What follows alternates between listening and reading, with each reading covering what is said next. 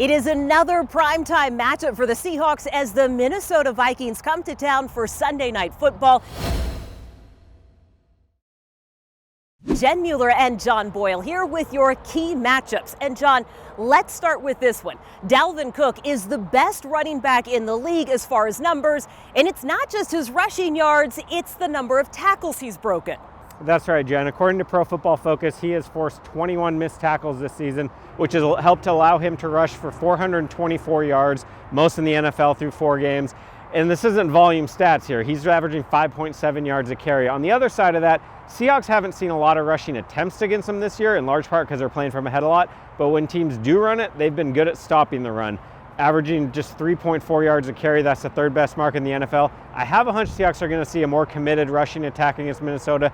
That's what the Vikings use to set up that play action passing game, their explosive receivers. So as Pete Carroll always says, it's going to start with stopping the run for the Seahawks. Offensively, we have seen Russell Wilson light up the scoreboard and get the ball downfield. Wondering how that's going to look against one of the best safety tandems in the league. Yeah, we all know Russell Wilson's on fire, especially throwing downfield to DK Metcalf and Tyler Lockett.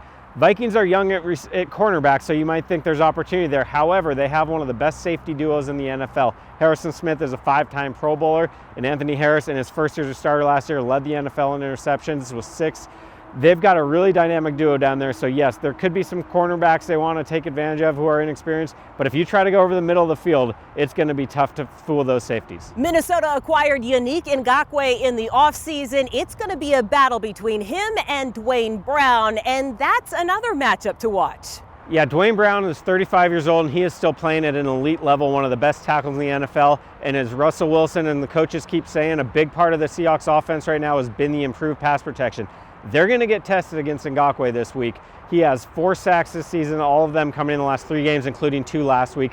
We saw against Dallas, Alden Smith gave the Seahawks a little trouble with his pass rush, and that got the Seahawks offense a little off rhythm. So if they want to be as efficient as they have been this season, they really need to start with slowing down Ngakoue.